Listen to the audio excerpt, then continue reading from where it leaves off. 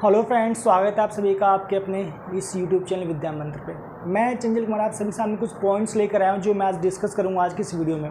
दोस्तों, जैसा कि हम सभी जानते हैं, बिहार में विधानसभा चुनाव नवंबर में होने हैं और जिसको लेकर बिहार सरकार ने अपनी तैयारी जोर शोरों पे कर दी है। आपको पता हो कि माननीय मुख्यमंत्री नीतीश कुमार जी हर हाल में चाहते हैं कि कोरोना हो या बाढ़ हो, लेकिन चुनाव सह समय हो, बाकी कोई योजनाएं हो ना हो, लेकिन मुझे मुख्यमंत्री सह समय बन जाना है। उनकी प्रथम प्राथमिकता है चुनाव सह समय होने के लिए, जिसको लेकर चुनाव आयोग भी इस बात को कह चुका कई बार कि हम चुनाव बिहार में सह समय करवाएंगे। लेकिन यहाँ बात आती है कि हमारी बहाली प्रक्रिया पे क्या असर होगा।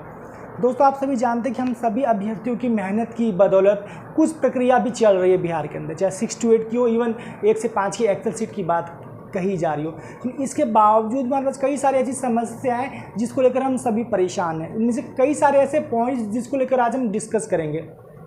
दोस्तों, आप सभी जानते हैं कि 1 से 5 और 6 से 8 दोनों की बहाली हम सभी के लिए महत्वपूर्ण है, क्योंकि इन दोनों में हमारे वो सारे अभ्यर्थी शामिल हैं जिनके पास कोई दूसरा विकल्प नौकरी का नहीं है। वो वर्षों से इस चीज़ की बाट देख रहे हैं कि कब वो समय आएगा जब हम अपने विद्यालय में होंगे या हमें नौकरी मिलेगी। दोस्तों, कुछ पॉइंट्स मैंने लिखे हुए हैं, जैसा मैं आपको बताना चाहता हूँ।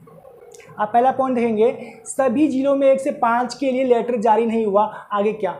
दोस्तों, सबसे पहली बात आपको ये पता होनी चाहिए कि जो आपका शिक्षक नियोजन के जो लेटर है वो सभी जिलों में जारी नहीं हुआ है। मेरे कहने का मतलब यहाँ पे ये है कि 1 से 5 का एक्सेल सीट पर मेगा सूची बनाने का जो लेटर है वो मात्र गिने चुने जिलों ने जारी किया है। बाकी बिहार में 38 जिले हैं, अगर 5 जिले जारी कर भी देते हैं तो बाकी 33 जिले क्यों नहीं कर रहे हैं? इसके लिए हम खुद जिम्मेदार हैं, क्योंकि हम दूसरे के भरोसे बैठे रहते हैं कि कोई दूसरा व्यक्ति आएगा या डीपीओ खुद अपने मन से लेटर जारी कर देगा। तो इस भ्रम में ना रहें आप।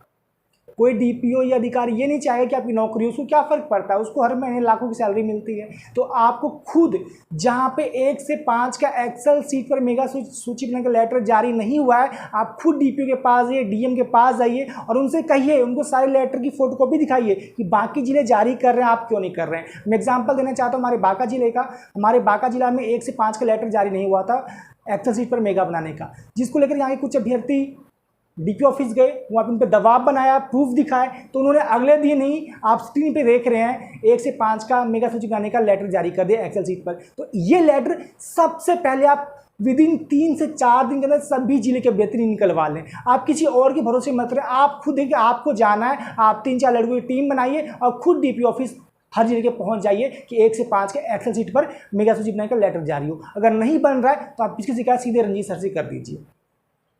अगला यहाँ पे है, जब 6 to 8 की आपत्ति ली जा रही है तो 1 से 5 की एक्सेल सीट पर ली जाए। दोस्तों, अभी कक्षा 6 से 8 की औपबंधिक मेगा सूची लगभग सभी जिलों के ब्लॉक से आ रही है, लेकिन यहाँ पे सवाल ये है कुछ अभ्यर्थियों के मन में, चाहे वो बीएड हो डीएड हो, कि 1 से 5 की मेगा सूची नहीं बनाई जा रही है क्योंकि आगे चुनाव है और चुनाव में क्या कुछ होगा ये कोई नहीं जानता है। तो ऐसे में सवाल ये है, जब हमारी 1 से 5 की मेगा सूची एक्सेल सीट पर बनाई जा रही है, आप गौर से इस पॉइंट को सुनना, अगर हमारी 1 से 5 की मेगा सूची एक्सेल सीट पर बनाई जा रही है तो क्यों ना एक्सेल सीट पर ही हम सभी से आपत्ति भी ले लिया जाए। मेरे कहने का मतलब ये है कि एक्सेल सीट पर हम सभी की आपत्ति ले लिया जाए, चाहे हमारे नाम में गड़बड़ी हो, हमारे मार्क्स में दिक्कत हो, या हमारी डेट ऑफ बर्थ में दिक्कत हो, या हमारी कैटेगरी में दिक्कत हो, कहीं पे कोई दिक्कत हो तो मैं आपत्ति लेके और फाइनल एक्सेल सीट को सेव कर लिया जाए, उसको सुरक्षित रख लिया जाए और जैसा भी कोर्ट का फैसला आए उसके हिसाब से एक्सेल सीट जारी कर दिया जाए। मेरे कहने का मतलब है कि हम सभी का, यानी कि 1 से 5 का भी आपत्ति एक्सेल सीट पर लिया जाए। जब मेगा सूची तैयार की जा रही है तो आपत्ति भी लिया जाए। ये अवमानक कंटेम्प्ट ऑफ कोर्ट का विषय बिल्कुल नहीं है, क्योंकि आप यहाँ पे प्राथमिकता के हिसाब से आप वहाँ पे आपत्ति नहीं ले रहे हैं। आप यहाँ पे सिर्फ इस बेस पे आपत्ति ले रहे हैं कि एक्सेल सीट पे आपत्ति ले रहे हैं। बाकी कोर्ट का क्या फैसला होगा उसके हिसाब से फाइनल मेरिट लिस्ट निकाल सकते हैं। तो ये काम हम सभी को रंजीत सर से रिक्वेस्ट करनी है, चाहे जैसे भी हो, कि कम से कम एक्सेल सीट पर हम सभी का आपत्ति लेके और फाइनल एक्सेल सीट वो सुरक्षित रख लें और जैसा भी जजमेंट आएगा पटना हाई कोर्ट का वो हम सभी को मान्य होगा और उस हिसाब से फाइनल लिस्ट वो निकाल दें एक्सेल सीट की, जिससे कि ससमय 1 से 5 की मेगा सूची भी तैयार की जा सके। अगला पॉइंट मैंने यही लिखा है कि कोर्ट का फैसला हम सभी को मान्य होगा, इससे फाइनल मेरिट तैयार की जाए। जैसे मैंने आपको अभी कहा कि पटना हाई कोर्ट का जो भी जजमेंट आएगा, इनफैक्ट जो भी आए, कोर्ट का वर्डिक्ट है, मैं पहले कुछ कहना नहीं चाहूँगा क्योंकि कोर्ट है, कोर्ट को सही गलत क्या लगता है वो कोर्ट जाने, लेकिन जो भी फैसला पटना हाई कोर्ट का इस मैटर पे आएगा BA DED पे, वो हम सभी को मान्य होगा और मानना भी पड़ेगा, क्योंकि अगर नहीं मानेंगे तो कंटेम्प्ट ऑफ कोर्ट लग जाता है नहीं मानने के पर। तो ऐसे में इससे पहले 1 से 5 की मेगा सूची एक्सेल सीट पर आपत्ति लेके फाइनल सुरक्षित कर दी जाए और जैसे कोर्ट का जजमेंट जिसके फेवर में आता है उस हिसाब से इसको जारी कर दिया जाए और ज्वाइनिंग विद इन 1 वीक करा दी जाए। तो इस बात को बिहार के तमाम अभ्यर्थी सीरियसली लीजिएगा और इस बात को रंजीत सर तक में मैसेज पहुंचाने की 1 से 5 का एक्सेल सीट पर आपत्ति भी ले लिया जाए और इसको फाइनल करके सेव किया जाए। पटना हाईकोर्ट के जजमेंट के बाद जो भी फैसला आएगा उसके हिसाब से फाइनलिस्ट तैयार कर ज्वाइनिंग करा दी जाए। अगला पॉइंट है, जितने भी पिटिशनर, रिस्पोंडेंट, इंटरवेनर है जल्द केस मेंशन प्रे करें। दोस्तों देखिए यहाँ पे मैं दिसंबर सीटेट से नहीं कह सकता मेरा, क्योंकि हम उनके विरोधी हैं, वो हमें विरोधी समझते, लेकिन यहाँ पे जो BED ने केस किया है उनसे मैं इतना कहना चाहता हूँ, साथ ही जिन्होंने इंटरवेन किया सभी से, कि देखिए दोस्तों जो फैसला कोर्ट का आएगा वो हम सभी को मान्य होगा। तो हम बेवजह एक दिन हम सभी के लिए बहुत कीमती हैं। आप ये समझिए कि 20 सितंबर 25 सितंबर ये लास्ट सितंबर में आचार संहिता लग जाएगा, तो एक दिन यह कीमती है। इसी समय ना गवाते हुए हम सभी को इस केस की सुनवाई यथाशीघ्र करवानी चाहिए, जिससे कि जो भी फैसला है हम सभी को मान्य हो। तो इसलिए आप सभी प्रयास कीजिए। मैं खास जो पिटिशनर इस केस के उनसे कहना चाहता हूं, साथ ही तमाम साथियों से जो इंटरवेन कर रखे हैं, कि आप अपने वकील के माध्यम से प्रे करवाइए, केस मेंशन करवाइए, जो कानूनी प्रक्रिया और जल्दी सुनवाई करने के लिए वो जल्द से जल्द करवाइए, ताकि केस का सुनवाई जल्द हो सके। जो भी फैसला हो इसका जिसके फेवर में है वो हम सभी को मान्य हो सके और 1 से 5 का ज्वाइनिंग भी ससमय हो सके। इसलिए आप सभी प्लीज़ इस बात को थोड़ा सीरियसली लीजिएगा, क्योंकि मुझे ऐसा लगता है कि 1 से 5 की बहाली चुनाव के बाद होती मुझे नज़र आ रही है। ये ऐसा ना हो कि जो मेरा भ्रम सच में तब्दील हो जाए। तो इसलिए आप सभी से कहना चाहता हूँ कि इस चीज़ को थोड़ा गौर फरमाइएगा, जिससे कि 1 से 5 की बहाली भी चुनाव से पूर्व हो सके, अन्यथा फिर इसका बहाली चुनाव बाद हो सकता है, जो कि हम सभी के लिए बहुत घातक सिद्ध होगा। इसलिए हम सभी चाहते हैं कि 1 से 5 की बहाली भी चुनाव से पहले हो। इसलिए इस सभी काम को, चाहे एक्सेल सीट पर आपत्ति लेने की बात हो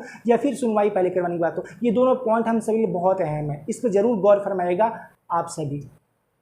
अगला है, ऑनलाइन आपत्ति के लिए जिलावार NIC पर एक पोर्टल उपलब्ध रहेगा।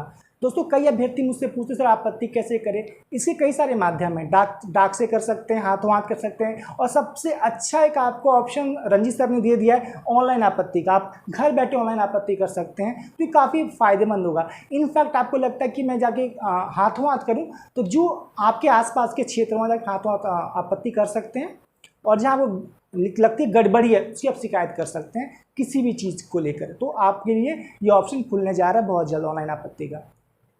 अगला है, सितंबर के अंत तक आचार संहिता लागू हो जाएगी, इससे पहले भारी जरूरी।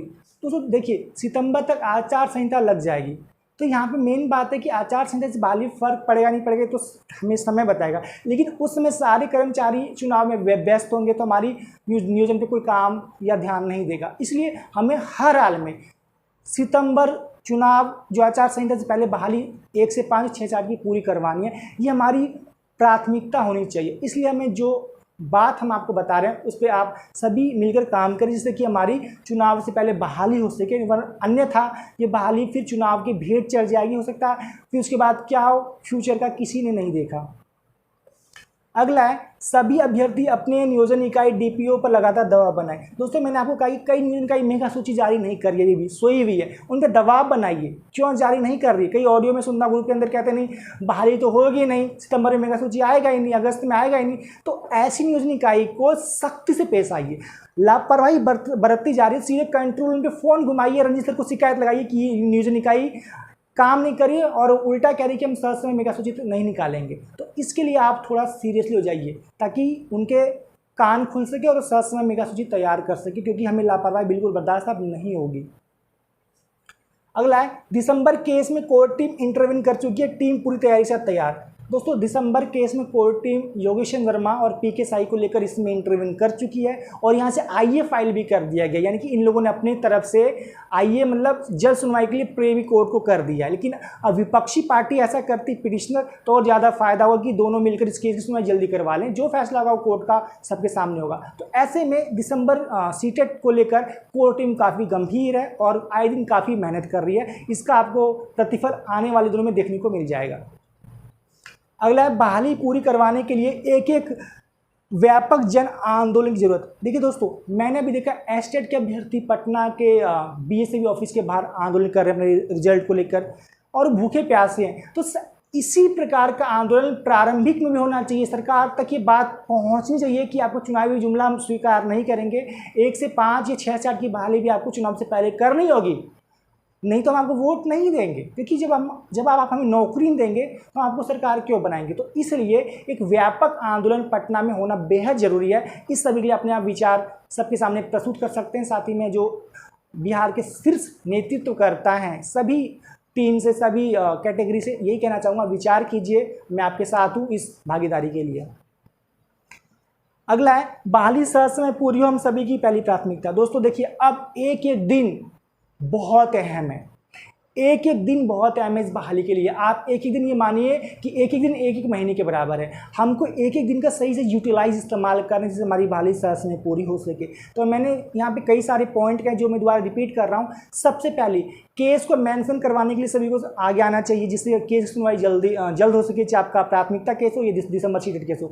दूसरी बात, 1 से 5 के व्यक्ति काफ़ी निराश है कि हमारी मेगा सूची तैयार नहीं की जा रही, कि हमारी बहाली चुनाव के बाद जाएगी। तो ऐसे में एक्सेल सीट पर हमारी आपत्ति ले ली जाए और उसको सुरक्षित रख लिया जाए। जो भी पटना है अगर जजमेंट हो इस मैटर पे, उसके हिसाब से मेगा सूची जारी कर 1 हफ्ते के अंदर ज्वाइनिंग करा दी जाए। ये बात हम सभी को रंजीत सर के सामने रखनी है। उम्मीद करूँगा आप मेरी बात से आज सहमत होंगे। मैं आपको इतने आज बात बताने आया था।